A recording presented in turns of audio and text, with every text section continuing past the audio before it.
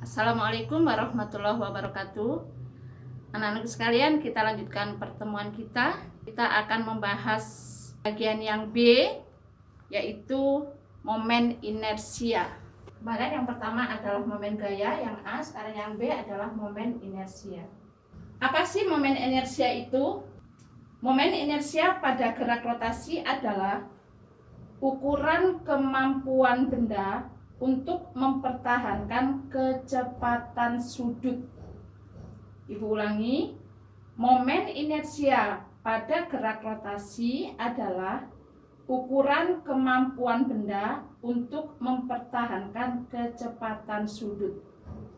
Jika sebuah partikel bermassa M berputar dengan kecepatan V terhadap poros yang berjarak R, maka momen inersia benda yang bergerak melingkar dinyatakan I itu sama dengan M dikali R kuadrat. I sama dengan M dikali R kuadrat. Kalian sudah tahu bahwa M itu adalah massa benda yang berputar. Massa benda yang berputar atau berotasi dengan satuan adalah kilogram. R adalah jarak benda itu ke poros. Jarak benda ke poros. Jadi jarak benda ke poros. Satuan jarak apa? Tahu? Satuan jarak adalah meter. Oke. I itu adalah momen inersia. I sama dengan momen inersia. Oke. Jika M satuannya kilogram, R satuannya meter, I adalah mR kuadrat, maka satuan momen inersia apa? Kilogram meter kuadrat. Nah, ini adalah momen inersia. Jika benda yang berputar itu banyak, maka momen inersianya tinggal dijumlahkan saja. Ya, jika bendanya banyak atau partikelnya banyak, jika banyak partikel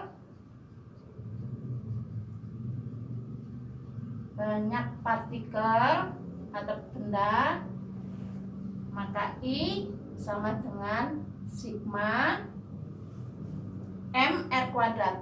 mR kuadrat atau sama dengan M1 kali R1 ditambah M2 kali R2 ditambah dan seterusnya. M1 kali R1 kuadrat ditambah M2 kali R2 kuadrat ditambah dan seterusnya sebanyak jumlah partikel. Kemudian momen inersia untuk beberapa benda tegak yang mempunyai bangun tertentu yang bisa bergerak melingkar, itu bisa kalian lihat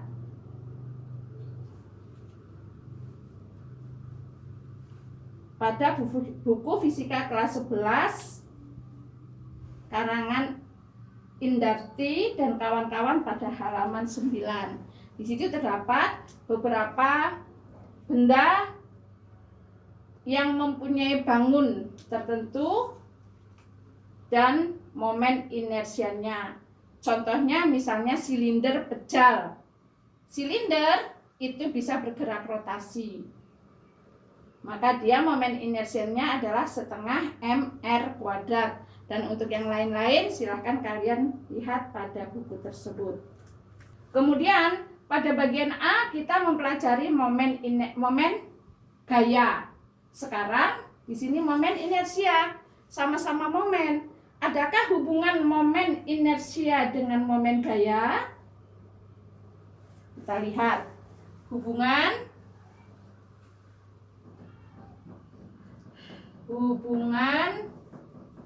momen inersia, momen inersia dengan momen gaya.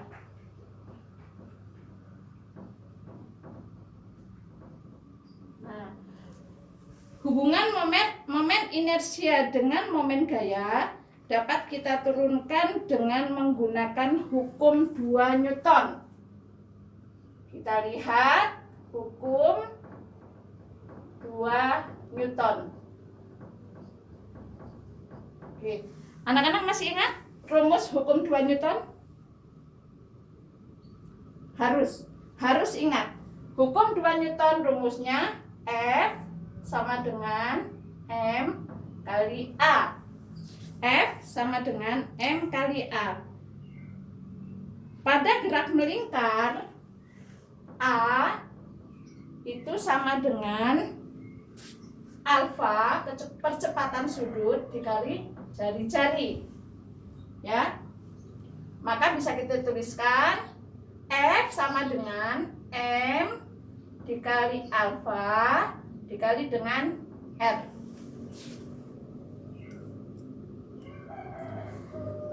Ya, ini adalah F.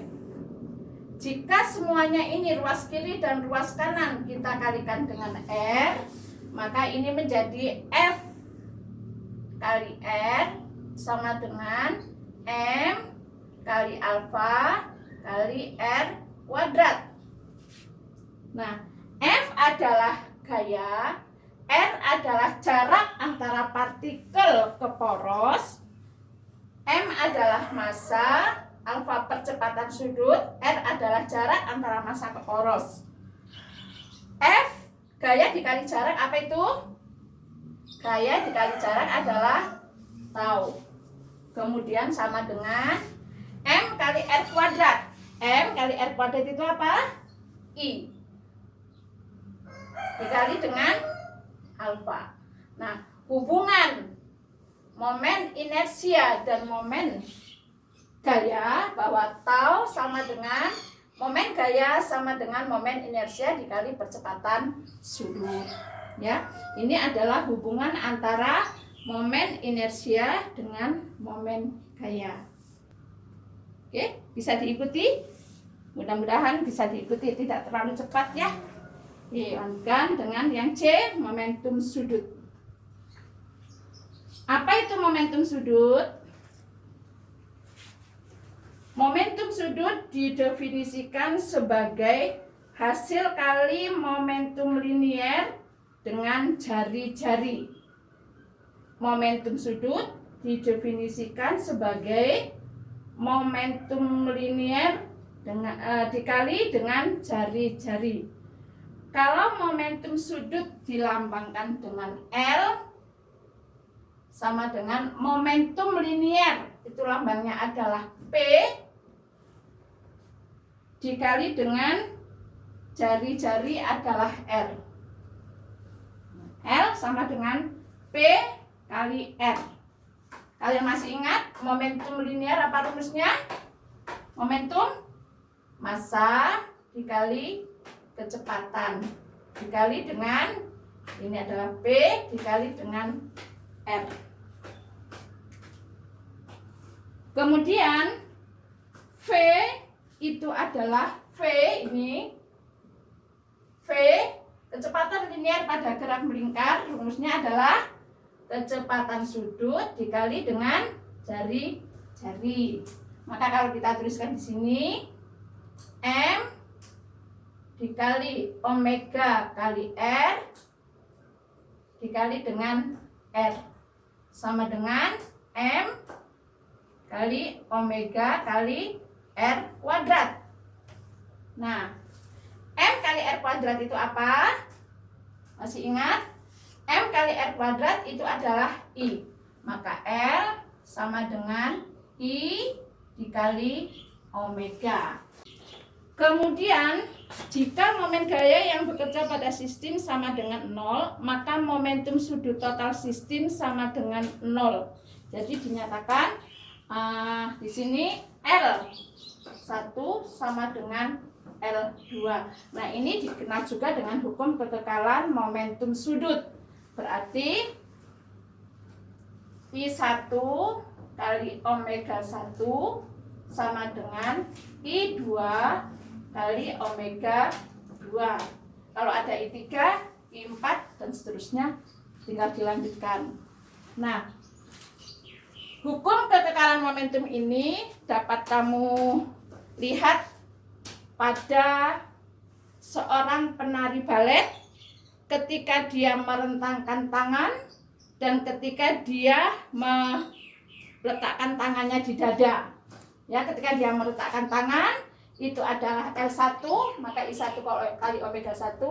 Ketika dia meletakkan tangannya di dada atau menutupkan tangannya, maka itu adalah keadaan 2. Lebih cepat mana berputarnya?